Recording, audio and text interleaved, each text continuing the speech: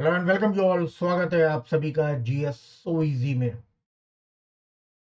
मैं हूं कबीर सर। पिछले 16 वर्षों से आप जैसे अभ्यर्थियों को मार्गदर्शन देने का सौभाग्य प्राप्त हुआ। 2013 में सिलेक्शन हुआ। तो सिलेक्शन के 10 वर्षों के बाद अपने ज्ञान अपने अनुभव को आपके साथ साझा करने के लिए यूट्यूब पर आया हूं। यूट्यूब पर मेरी क्लास मंडे टू सैटरडे रात 10 बजे होती है। और अभी हम लोग इंडियन ज्योग्राफी का क्रैश कोर्स चला रखे हैं, जहां आज मंडे को मानसून, जो कि सबसे इंपॉर्टेंट टॉपिक है पूरे इंडियन ज्योग्राफी का, उसकी थ्योरी देखेंगे। कल ट्यूसडे है, कल हम लोग भारत में मृदा यानी सॉइल्स इन इंडिया टॉपिक देखेंगे। चलिए तो शुरू करते हैं आज के टॉपिक मानसून को, भारत के भूगोल के इंडियन ज्योग्राफी के इस क्रैश कोर्स में मेरे द्वारा। अगर मानसून की बात करें तो मानसून भारत में जून से सितंबर के बीच सक्रिय होता है। मानसून एक पवन है, एक विंड है। पवन सदैव हाई प्रेशर से लो प्रेशर की ओर जाती है। और मई के दौरान संपूर्ण उत्तर भारत में जब भीषण गर्मी पड़ती है, तो अत्यधिक गर्मी के कारण खासतौर से ये पंजाब और राजस्थान के एरिया में एक बहुत ही अत्यधिक निम्न वायु दाब केंद्रित हो जाता है। एक्सट्रीमली लो प्रेशर क्रिएट हो जाता है। जबकि इसके विपरीत महासागर में, जैसे कि ये अरब सागर है या ये बंगाल की खाड़ी है, यहां पर हाई प्रेशर क्रिएट रहता है, क्योंकि पानी जो है ये स्थल के मुकाबले ठंडा होता है, देर में गर्म होता है। और इसीलिए जहां राजस्थान और पंजाब में लो प्रेशर है, तो महासागर के ऊपर हाई प्रेशर होता है।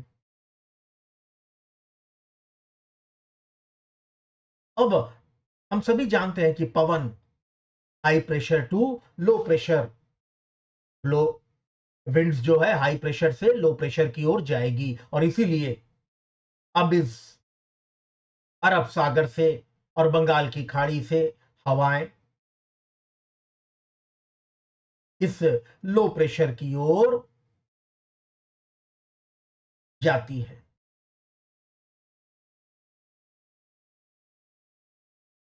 लेकिन ये जो हवाएं हैं, ये दो रास्तों से इस लो प्रेशर की ओर जाती हैं। जो हवाएं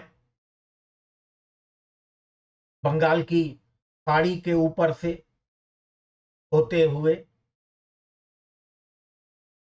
इस लो प्रेशर की ओर जाती हैं, तो चूंकि ये बंगाल की खाड़ी के ऊपर से जाती हैं,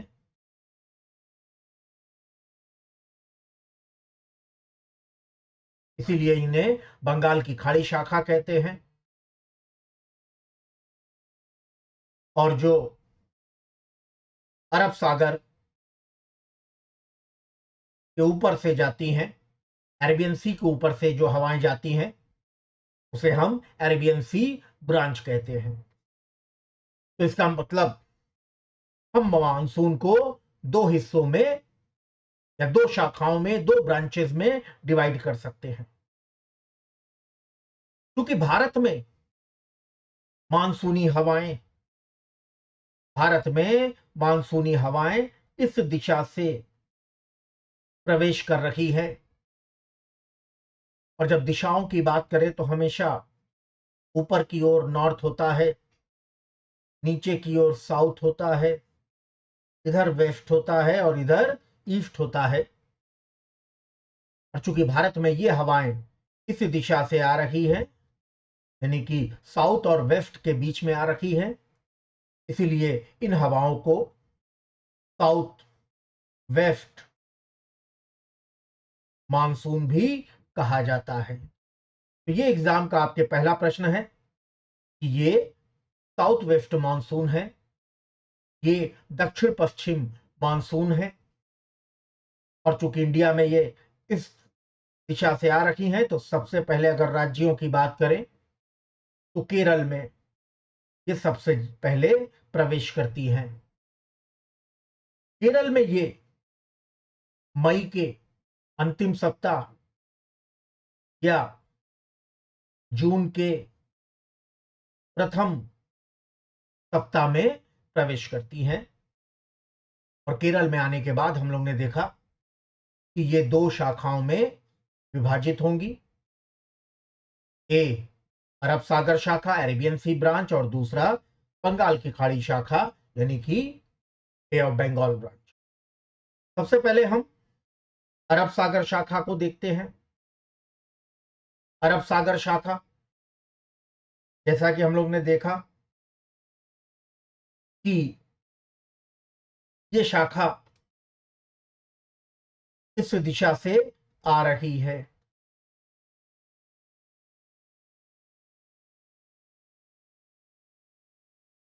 क्योंकि ये हवाएं सागर के ऊपर से आ रही हैं, तो इनके अंदर पर्याप्त मॉइस्चर है, पर्याप्त नमी है।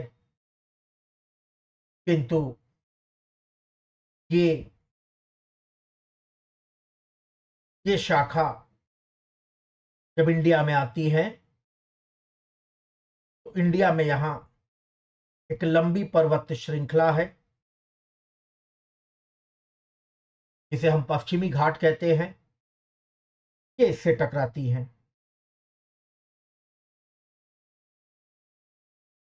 आगे अभी हम अगले सप्ताह मंडे से फाउंडेशन कोर्स ज्योग्राफी का शुरू हो रहा है, तो वहां बहुत डिटेल में कुछ चीजों को पढ़ेंगे, थ्योरी को। लेकिन अभी के लिए बस एक चीज जानना जरूरी है कि कहीं पर भी अगर कोई हवा, नम हवा, मॉइस्ट एयर किसी पर्वत से अगर टकराती है, तो टकराने के बाद ये पर्वत पर ऊपर चढ़ जाती है। और जब ये हवा ऊपर जाती है तो इसके तापमान में कमी आती है। और जब तापमान में कमी आती है तो इसके अंदर जो भी मॉइस्चर है या वाटर वेपर्स है, गैस के रूप में पानी है, ऊपर जाने पर टेम्परेचर में कमी आती है। हम सभी जानते हैं कि अगर हवा 1000 मीटर ऊपर जाएगी तो तापमान में 6.5 डिग्री सेंटीग्रेड की गिरावट आती है।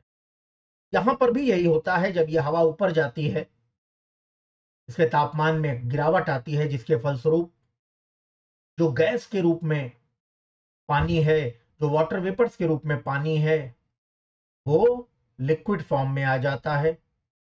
वो पानी की बूंदों में कन्वर्ट हो जाता है। और यही बादल हैं जो कि जोरदार बारिश कराते हैं। इसका मतलब जब भी कोई पवन जिसमें नमी भरपूर है, मॉइस्चर सफिशियंट है, जब पर्वत से टकराएगी तो जोरदार बारिश होगी। और पर्वत के इस साइड को विंड बर्ड साइड कहते हैं, जिस साइड पवन टकराती है। लेकिन पर्वत के दूसरे तरफ, जिसे लीवर्ड साइड कहते हैं, ये हवाएं जब दूसरे साइड पहुंचती हैं तो इनका सारा मॉइस्चर लगभग समाप्त हो जाता है। और इसीलिए दूसरे साइड में बारिश नहीं होती है। और जब बारिश नहीं होती है तो यहां सूखा पड़ता है। इसे ही वृष्टि छाया क्षेत्र, इंग्लिश में रेन शैडो रीजन कहते हैं, जहां सूखा पड़ता है। ऐसी ही कंडीशन हमें भारत में देखने को मिलती है। जब ये नम हवाएं मानसून की पश्चिमी घाट से टकराती हैं, तो चूंकि इस साइड टकरा रही हैं और इस साइड इसीलिए जोरदार बारिश होती है।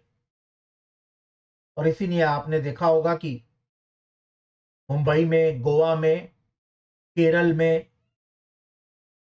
बहुत ही ज्यादा बारिश होती है। लेकिन इस पश्चिमी घाट के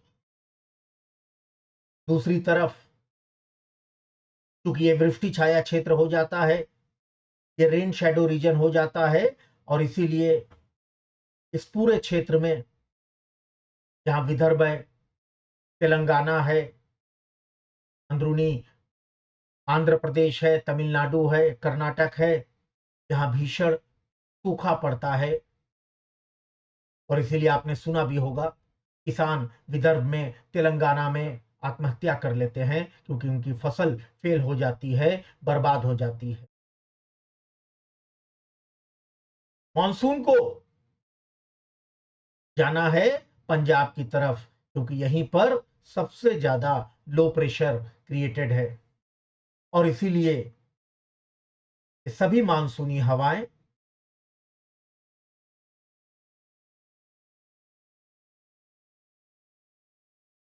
पंजाब की ओर जाती हैं। लेकिन जैसे जैसे मानसून आगे बढ़ता है, इसकी नमी कम होती जाती है, क्योंकि इसकी नमी वर्षा के रूप में परिवर्तित हो जाती है। और इसीलिए जैसे जैसे मानसून पंजाब की ओर बढ़ रहा है, वर्षा की मात्रा कम होती जाती है। केरल में मानसून सबसे पहले पहुंचा, सबसे ज्यादा बारिश केरल में होती है। के बाद तटीय कर्नाटक, कोंकण तट, गुजरात, राजस्थान, और सबसे अंत में पंजाब। एग्जाम का यहां पर एक और प्रश्न है कि राजस्थान में बहुत कम बारिश होती है।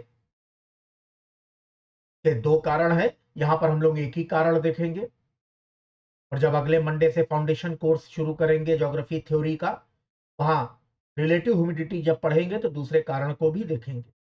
तो पहला जो मेन कारण जो आपके एग्जाम में पूछ रहा है वो यही है, यहां पर जो अरावली पर्वत है, ये इस मानसूनी पवन के दिशा के समानांतर है। और अभी हम लोगों ने देखा कि बारिश के लिए आवश्यक है कि मानसूनी हवाएं या कोई भी नम हवाएं पर्वत से टकराए। तो अगर पर्वत इस तरह है और मानसून बगल से गुजर गया, तो बारिश नहीं हुई, क्योंकि ये पर्वत से टकराया नहीं। लेकिन यही अरावली अगर इस तरह होता, तो मानसूनी हवाएं सीधे इस अरावली पर्वत से टकराती और पूरे राजस्थान में जोरदार बारिश होती। लेकिन ऐसा नहीं है, और इसीलिए राजस्थान में बारिश बहुत कम होती है। आइए इसको थोड़ा आप डिटेल में देखें। हम लोगों ने देखा कि ये अरब सागर की जो शाखा है मानसून की, ये जो अरेबियन सी ब्रांच है, ये सीधे पश्चिमी घाट से टकराती है। Strike directly with the western ghat. और इसीलिए पश्चिमी तट पर हैवी रेनफॉल होता है, अत्यधिक वर्षा होती है। लेकिन घाट के इसी पश्चिमी घाट के पीछे की ओर वृष्टि छाया क्षेत्र के कारण, रेन शैडो रीजन के कारण यहां सूखा पड़ता है। और फिर हम लोगों ने देखा कि मानसून जैसे जैसे आगे बढ़ेगा, वर्षा कम होती जाएगी। इसीलिए पश्चिमी घाट या पश्चिमी तट में सबसे ज्यादा बारिश है। उसके बाद मानसून गुजरात जाता है, बारिश और कम होती है। फिर राजस्थान जाता है, बारिश और कम होती है, और सबसे कम पंजाब में होती है। राजस्थान में सूखा के जो प्रमुख कारण है, वो हम लोगों ने देखा अरावली का अलाइनमेंट है। मानसून जो है ये अरावली के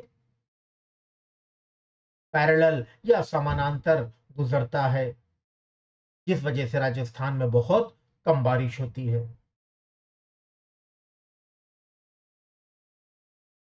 इंडियन ज्योग्राफी के क्रैश कोर्स की 6 क्लासेस ऑलरेडी हो चुकी हैं। अगर अभी तक वो आपको नहीं मिली तो हमारे चैनल जीएस सो इजी पर जाएं, सर्च करें और यहाँ प्लेलिस्ट में जाएं और यहीं पर इस प्लेलिस्ट में ये इंडियन ज्योग्राफी के क्रैश कोर्स का आपको पूरी सीरीज मिलेगी, आप उसको देख सकते हैं। वैसे नेक्स्ट मंडे से याद रखना है कि नेक्स्ट मंडे से हमारा ज्योग्राफी का फाउंडेशन कोर्स शुरू हो रहा है, जिसमें ज्योग्राफी थ्योरी को हम लोग पहले पार्ट से ब्रह्मांड से शुरू करेंगे और ये लगभग मुझे लगता है कि 90 क्लासेस की, आज तक इतना विस्तृत कहीं पर भी आपको भूगोल नहीं पढ़ाया गया होगा। 90 क्लासेस में मैं आपका पूरा ज्योग्राफी कंप्लीट कराऊं नेक्स्ट मंडे से। और नेक्स्ट मंडे को डेट क्या है मैं एक बार देख के आपको बता दे रहा हूं। नेक्स्ट मंडे को 9 तारीख है, इसका मतलब 9 सितंबर से हमारा ये फाउंडेशन कोर्स ज्योग्राफी का शुरू हो। अब आते हैं बंगाल की खाड़ी की शाखा पर। हम लोग ने देखा कि जो मानसून की शाखा अरब सागर के ऊपर से गुजर रही थी तो वो अरब सागर शाखा है, लेकिन मानसून की एक शाखा जो है ये बंगाल की खाड़ी के ऊपर से भी जाती है। आपको याद होगा कि हम लोग ने जब प्रायद्वीपीय पठार पढ़ा था तो वहां हम लोग ने देखा था कि प्रायद्वीपीय पठार जो है ये दो किनारों पे है। एक हम लोग ने देखा था कि ये पश्चिमी घाट है और दूसरा हम लोग ने देखा था कि पूर्वी तट के पास भी है, जो जिसे हम पूर्वी घाट कहते हैं। लेकिन जब अरब सागर वाली शाखा सीधे पश्चिमी घाट से टकराती है तो जोरदार बारिश होती है।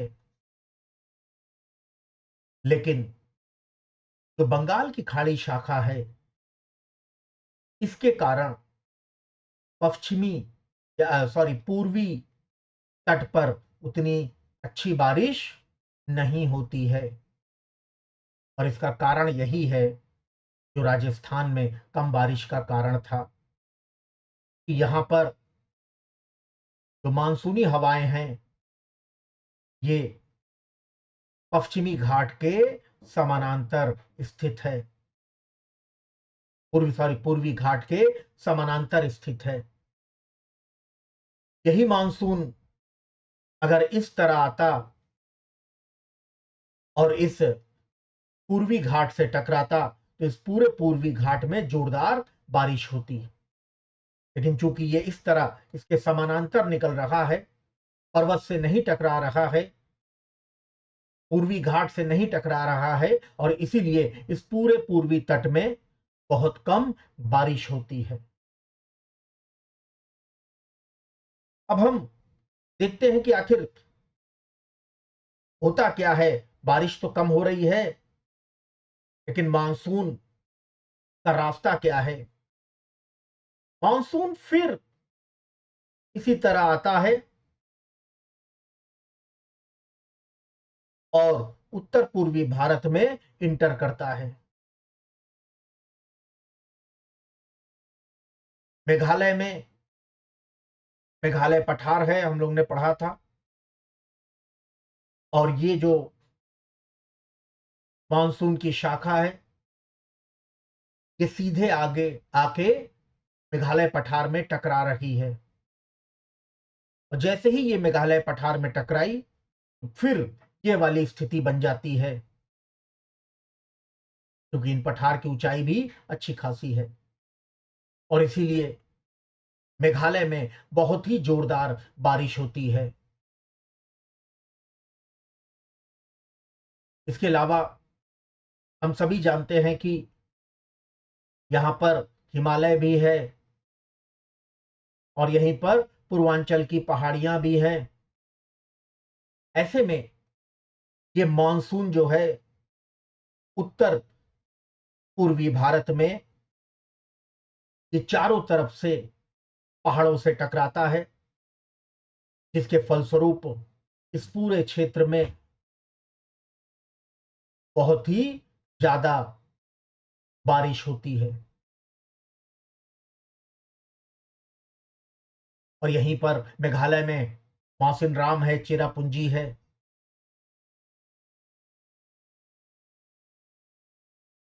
जो कि खासी पहाड़ी में स्थित है। और ये मानसूनी हवाएं यहाँ की एक कुप्पी नुमा पहाड़ी, एक फनल शेप्ड हिल में फंस जाती हैं, बार बार पर्वतों से टकराती हैं। और यही नीचे मौसिन राम और चेरापूंजी है, जहां विश्व में सबसे ज्यादा वर्षा का रिकॉर्ड है। तो ये कारण है मेघालय और उत्तर पूर्वी भारत में बहुत ही हैवी रेनफॉल का, क्योंकि ये मानसूनी हवाएं यहाँ तीन तरफ से लगातार पहाड़ और पठार से टकरा रही है। उत्तर पूर्वी पहाड़ियों से टकराने के बाद ये मानसूनी हवाएं गंगा के मैदान से होते हुए पंजाब पहुंच जाती हैं, क्योंकि पंजाब में लो प्रेशर है। मैं बार बार कह रहा हूं कि कोई भी हवा है, ये हाई टू लो प्रेशर जाएगी। तो इसका मतलब उत्तर पूर्वी भारत के बाद ये मानसून जो है, ये पश्चिम बंगाल, झारखंड, बिहार, उत्तर प्रदेश, दिल्ली, हरियाणा होते हुए पंजाब पहुंच जाता है। यहां पर भी जैसे जैसे मानसून आगे बढ़ेगा, वर्षा की मात्रा कम होती जाएगी। इसीलिए आपके एग्जाम में कुछ शहरों को देगा और उनको घटती वर्षा के क्रम में लगाने को देगा। तो जो सबसे पहले स्थान पड़ेगा,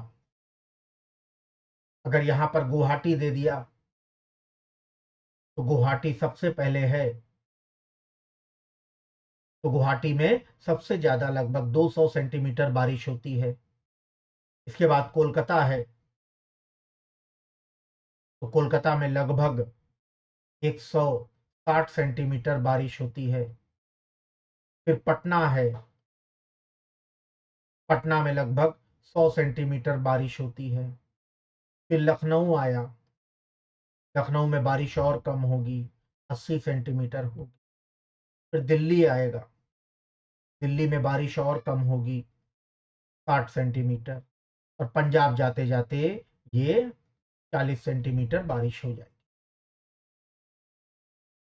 तो इन शहरों की जगह कोई अन्य शहर भी दे देगा एग्जाम में, आपको तुरंत अपने दिमाग में बैठाना होगा कि ये शहर जो है, ये मानसून के रास्ते में कब पड़ता है। अगर बाद में आया तो बारिश कम होगी, शुरू में ही आ गया तो बारिश अधिक होगी।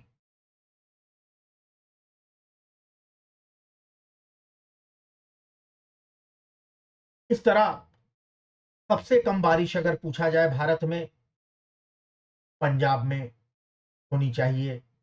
या यहां पर भी अगर पूछा जाए, अरब सागर वाली ब्रांच इस तरह आई है, तो बारिश कम राजस्थान में होनी चाहिए कि पंजाब में। तो अभी मैंने बताया कि जो लास्ट में पड़ेगा स्थान, वहां बारिश कम होगी। इसीलिए अगर राजस्थान में यहां 40 सेंटीमीटर बारिश हो रही है, तो पंजाब में यहां केवल 20 सेंटीमीटर बारिश होगी। राजस्थान को 30 मान ले, क्योंकि वेरिएशन भी है। पश्चिमी राजस्थान में भी 25 सेंटीमीटर से भी कम होती है। लेकिन इस तरह अगर देखा जाए, तो पूरे भारत में राजस्थान से भी कम बारिश पंजाब में होनी चाहिए। लेकिन यहीं पर एक ट्विस्ट है। अगर अरब सागर की शाखा को देखें, तो निश्चित ही राजस्थान से भी कम बारिश पंजाब में हो रही है, लेकिन पंजाब को दोनों शाखाओं से बारिश प्राप्त हो रही है।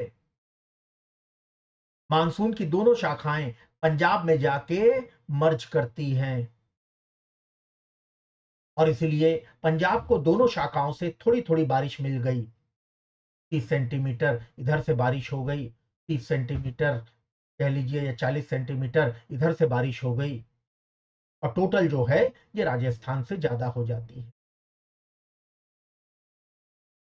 हम लोगों ने देखा कि अगर किसी पर्वत को मानसूनी हवाएं क्रॉस करती हैं या कोई भी नम हवाएं, तो बारिश बहुत कम होगी। लेकिन अगर बात करें हिमालय की, तो यहां हिमालय की ऊंचाई इतनी ज्यादा है कि मानसूनी हवाएं इस हिमालय को पार करने में असमर्थ होती हैं। The monsoon winds are unable to cross these mighty Himalayas, और इसीलिए हिमालय के उस पार का एरिया, जो लद्दाख का एरिया है, जो लेह का एरिया है, संपूर्ण भारत में सबसे कम बारिश यही होती है, क्योंकि मानसून इस हिमालय को पार करने में असमर्थ होता है। तो यहां पर बंगाल की खाड़ी शाखा को भी देखा जाए, हम लोग ने देखा कि पूर्वी तट के समानांतर ये बंगाल की खाड़ी शाखा ब्लो करती हैं, ट्रैवल करती हैं, और इसीलिए यहाँ बारिश पश्चिमी घाट के मुकाबले, पश्चिमी तट के मुकाबले पूर्वी तट में बारिश कम होती है। लेकिन ये शाखाएं मेघालय पठार या उत्तर पूर्वी की पहाड़ियों से टकराती हैं, और इसीलिए संपूर्ण उत्तर पूर्वी भारत में, चाहे वो मेघालय हो, चाहे नागालैंड हो, चाहे मणिपुर हो, मिजोरम हो, असम हो, खूब बारिश होती है। उत्तर पूर्वी भारत के बाद मानसूनी हवाएं पश्चिम बंगाल, बिहार, उत्तर प्रदेश, दिल्ली, हरियाणा होते हुए पंजाब में जाती हैं, और जैसे जैसे मानसून आगे बढ़ रहा है वर्षा कम होती जाती है। लेकिन हिमालय के नीचे के क्षेत्र को हम लोग ने पढ़ा है तराई क्षेत्र कहते हैं, और जब ये मानसूनी हवाएं पंजाब की ओर बढ़ती हैं तो ये जाके हिमालय से भी टकराती हैं। इसीलिए हिमालय के नीचे तराई क्षेत्र में पंजाब से लेके बिल्कुल आप असम तक चले जाइए, जहां बारिश अधिक होती है। तो तराई क्षेत्र में इसीलिए बारिश अधिक होती है क्योंकि मानसून जो है ये हिमालय से टकराते हुए जाता है। एग्जाम का बड़ा इंपॉर्टेंट क्वेश्चन है कि दोनों मानसून की शाखाएं कहां मिलती हैं? पंजाब में मिलती हैं, और इसीलिए पंजाब को ठीक ठाक बारिश मिल जाती है क्योंकि इसको दोनों शाखाओं से थोड़ी थोड़ी बारिश मिलती है। बात करें न्यूनतम बारिश की, तो हम लोगों ने देखा लेह या लद्दाख में सबसे कम बारिश होती है, क्योंकि ये दोनों स्थान जो है ये हिमालय के उस पार स्थित हैं जहां मानसून नहीं पहुंच पाता है। अब कुछ समय बाद ये जो लो प्रेशर था, इस लो प्रेशर में इधर से भी हवा आ गई, इधर से भी हवा आ गई, यहां से भी सारी हवा आ गई। तो जब सारी हवा आ जाती है 2-3 महीने में, तो 2-3 महीने के बाद ये जो लो प्रेशर है ये हाई प्रेशर में कन्वर्ट हो जाएगा। क्यों? क्योंकि प्रेशर तो हवा का भार होता है, और इसीलिए जब सब हवा यहां आ गई तो सितंबर में ये हाई प्रेशर यहां पर बन जाता है। और इसके विपरीत जहां से हवा आई थी इन सब जगहों पर, क्योंकि यहाँ की हवा सब पंजाब में आ गई, तो इसीलिए यहां पर लो प्रेशर क्रिएट हो जाता है। तो इसीलिए अब पवन उल्टी दिशा से वापस आएंगी, क्योंकि पवन को तो हमेशा हाई टू लो प्रेशर ही जाना है। इसीलिए अब पवन इस जैसे जैसे आई थी वैसे वैसे वापस लौट जाएंगी। लेकिन क्योंकि अब इन हवाओं में नमी नहीं बची है, मॉइस्चर नहीं बचा है, तो इसलिए वर्षा की संभावना नहीं है। सामान्यता 15 सितंबर से मानसून लौटने लगता है, जिसे लौटता मानसून या रिट्रीटिंग मानसून कहते हैं। लेकिन संपूर्ण भारत में इससे बारिश नहीं होती है। लेकिन जब ये लौटता मानसून उत्तर पूर्वी भारत के बाद इस तरह बंगाल की खाड़ी के ऊपर से गुजरते हैं, तो ये दोबारा मॉइस्चर को एब्जॉर्ब कर लेते हैं,